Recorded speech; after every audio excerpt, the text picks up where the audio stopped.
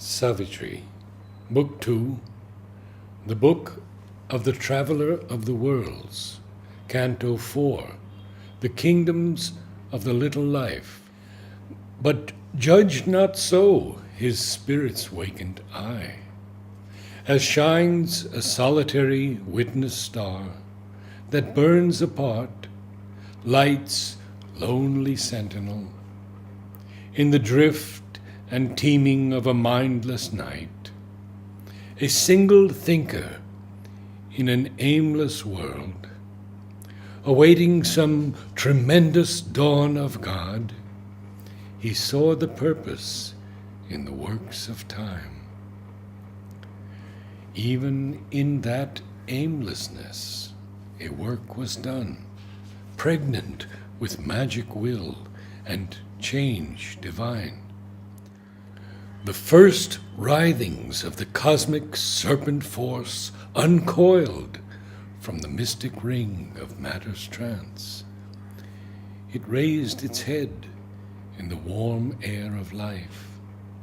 It could not cast off yet night's stiffening sleep, or wear as yet mind's wonder flecks and streaks, put on its jeweled hood the crown of soul, or stand erect in the blaze of spirit's sun.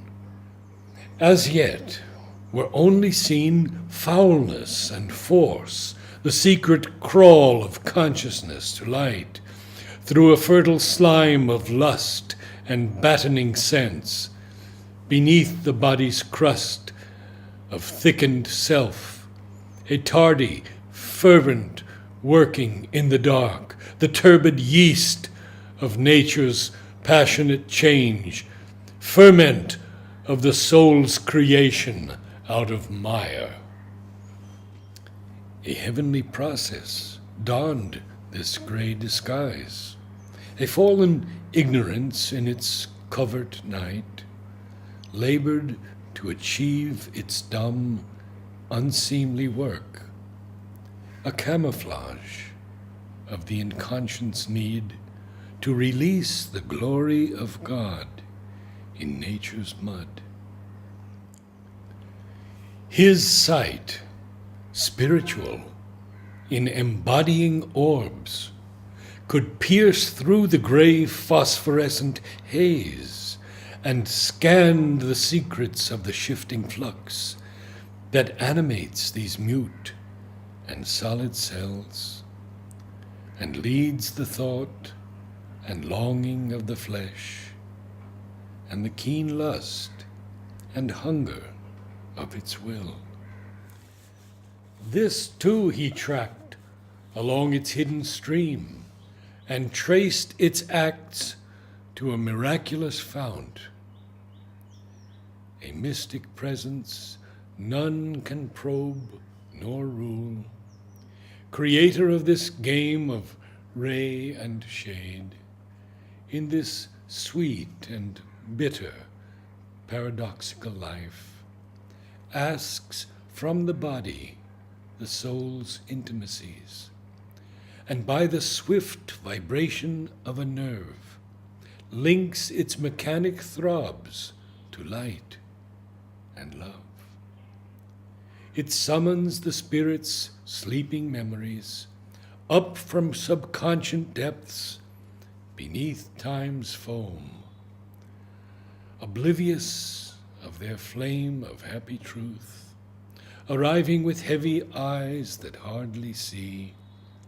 They come disguised as feelings and desires, like weeds upon the surface, float a while, and rise and sink on a somnambulist tide, impure, degraded though her motions are. Always a heaven truth broods in life's deeps. In her obscurest members burns that fire, a touch of God's rapture in creation's acts. A lost remembrance of felicity lurks still in the dumb roots of death and birth. The world's senseless beauty mirrors God's delight. That rapturous smile is secret everywhere. It flows in the wind's breath, in the tree's sap.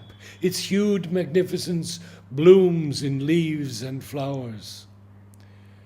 When life broke through its half-drowse in the plant, that feels and suffers, but cannot move or cry, in beast and in winged bird and thinking man, it made of the heart's rhythm its music's beat.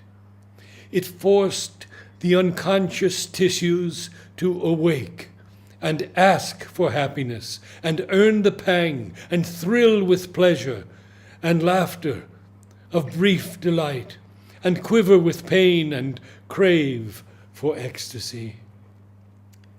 Imperative, voiceless, ill understood, too far from light, too close to being's core, born strangely in time from the eternal bliss, it presses on heart's core and vibrant nerve. Its sharp self-seeking tears our consciousness. Our pain and pleasure have that sting for cause. Instinct with it, but blind to its true joy, the soul's desire leaps out towards passing things. All nature's longing drive none can resist, comes surging through the blood and quickened sense. An ecstasy of the infinite is her cause. It turns in us to finite loves and lusts, the will to conquer and have, to seize and keep, to enlarge life's room and scope and pleasure's range, to battle and overcome, and make one's own, the hope to mix one's joy with others' joy, a yearning to possess and be possessed, to enjoy and be enjoyed, to feel, to live. Here was its early, brief attempt to be, its rapid end of momentary delight, whose stamp of failure haunts all ignorant life, inflicting still its habit on the cells, the phantom of a dark and evil start, ghost-like, pursues all that we dream and do. Although on earth are firm, established lives, a working of habit or a sense of law, a steady repetition in the flux, yet are its roots of will ever the same. These passions are the stuff of which we are made. This was the first cry of the awaking world. It clings around us still and clamps the God.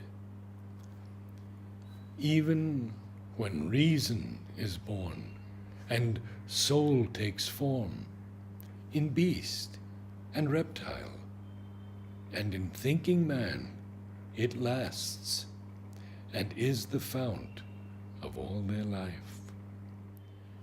This too was needed, that breath and living might be.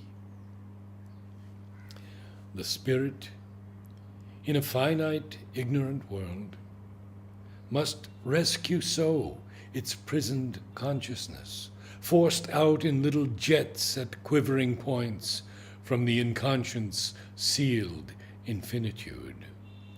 Then slowly it gathers mass, looks up at light.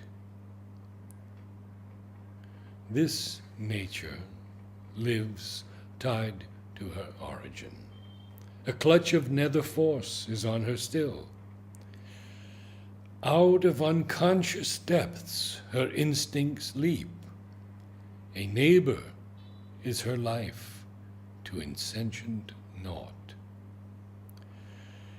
Under this law an ignorant world was made. Namaste.